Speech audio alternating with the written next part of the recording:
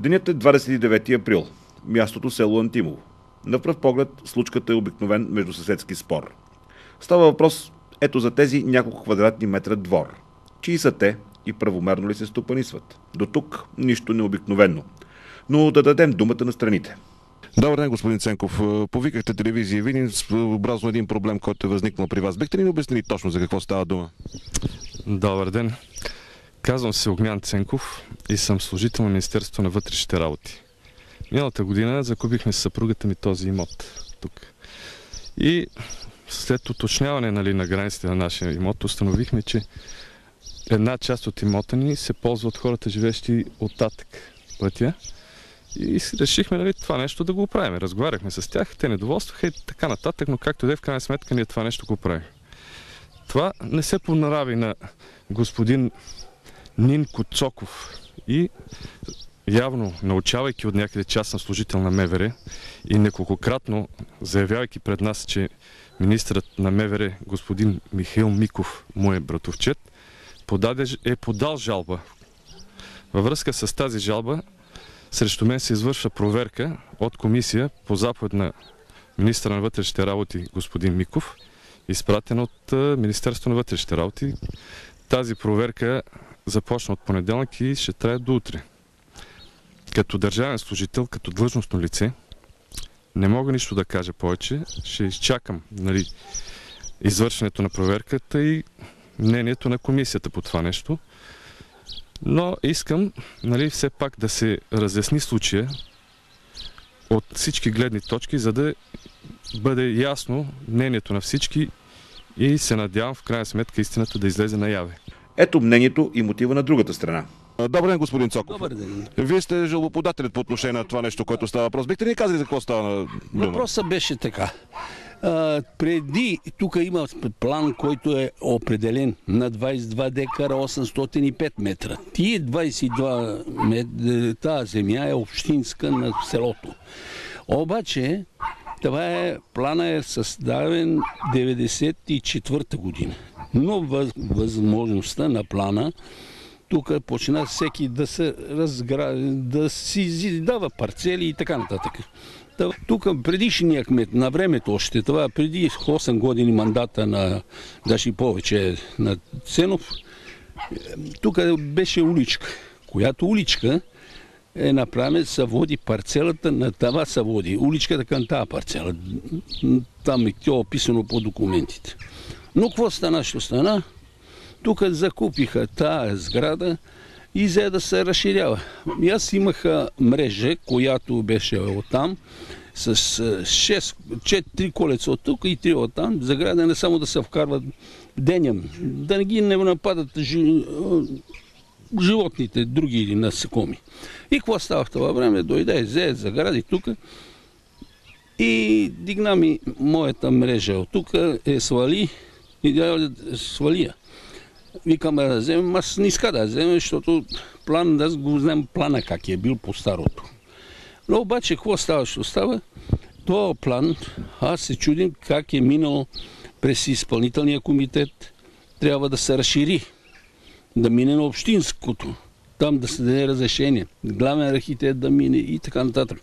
Или всяка една ограда, която ще се прави линия, става с техник и съдия и изпълнител. Той не е имал ни техник, а сам си почна да забива тук колец и да се загражда. Това е. А до кого подарахте вие жалбата си? До полицията. До полицията? По каналния ред ли премина или по друг някакъв начин? По каналния. По каналния ред. Какво написахте в тази жалба? Показахте ли на човека, който е засегнат от нея? Той е прочел, сигурно.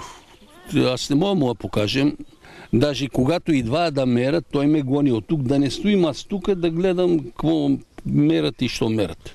Това разбирам, но в момента отсрещната страна казва, че вие сте злоупотребили с роднинска връзка с министър Миков. Вярно ли е това? Не. Миков може да откулам. Аз съм от тук, не го познавам. Няма нищо общо министър Миков с мене. За наш късмет попаднахме на човека, продал имота. Това е бившият председател на ликвидационния съвет на кооперацията. Добър ден, господин Георгиев. Вие в качеството си на ликвидатор на бившето ТКЗС фактически сте продали тази кооперацията. Да, разбира, сте продали този имот на господин Кирилов. Така, какво законно ли са неговите претенции? Знаете, че в момента има жалба срещу него и тече проверка. Законно ли е това, което сте направили като сделка? И вторият момент, дали границите на имота, които той е определил като такива и е взел оградна линия? Границите са още от бившото ТКС, както са, и след това от кооперацията. Същите граници не е мръднал момчето въобще извън тия граници, които са били. Оградата е същата, старата си ограда на ТКС-то, както е била след това на кооперацията. Аз не виждам някакво изменение, не виждам да е направил някакво нарушение. Колкото за документацията, той има фактури, издали сме документ, нали, за закупения имот. И земята съответно закупена. Защото той, ако не закупи земята, не може да закупи и сградата. Да. Каква е била тази сграда преди? Сградата беше административна сграда на бившото ТКС и след това административна сграда на кооперация ПБК Плодороди. Тук се чу, че в момента е злоупотребявано с името на министър Миков по отношение на заплахите, отправени към служител на МВР, какъвто се явява господин Огнян Кирилов. Михов дали знае, дали не знае, нали? Но господина отсреща парадира винаги, че братовчеди може всичко да си позволява каквото той пожелае.